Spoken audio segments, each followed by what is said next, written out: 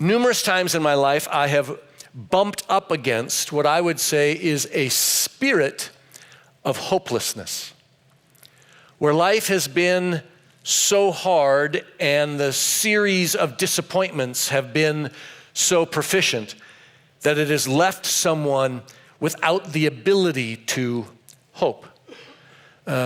One person I remember vividly, his name is Etienne, and it was in Senegal.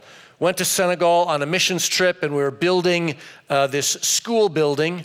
It was the first time we were there, and a number of laborers came alongside to help. They were not necessarily Christians, they were just masons. This happens to be a mason. His name is Etienne. He's from Gambia, which is a little country wrapped around or inside of Senegal, essentially.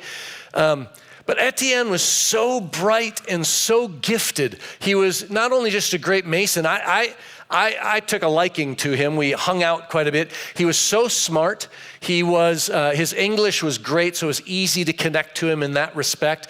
But he had such incredible promise. Now, he was there in Senegal to try and get some money to send home.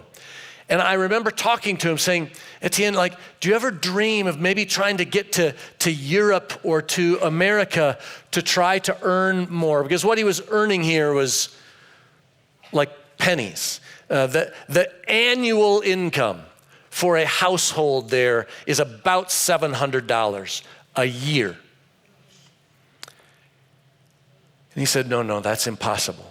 So it's not impossible. I mean, I get the tickets are expensive, but maybe I could help out. We could make things happen. And at one point in the discussion, he said, no, I am as far as I can go. And I just felt the heaviness of someone who didn't have dreams, didn't have expectations for possibilities. I've lived my whole life with dreams.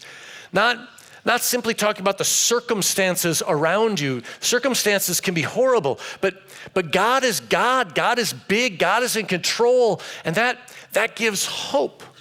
Remember when I came here? So been here 27 years.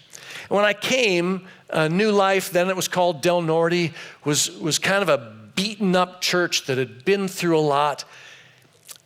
And I thought there was a spirit of hopelessness.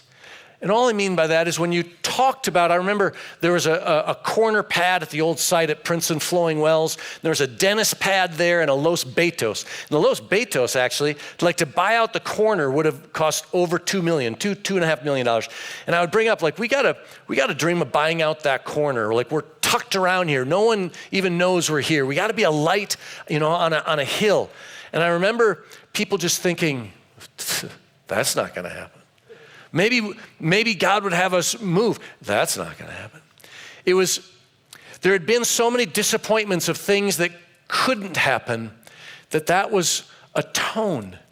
I remember when we painted the building, we did numerous things we painted the building outside and inside, not just to paint the building, just to provide hope. Things are possible. Painting the inside was a big deal. Picture a building kind of this shape, except you had 20 feet of dark wood paneling, 1970, 1960, you know what I'm talking about? And then it went all the way around the sides under a chair rail. But just painting that and freshening it up did a lot. I remember when we took out the pews to make more of a common space that could be used for more things.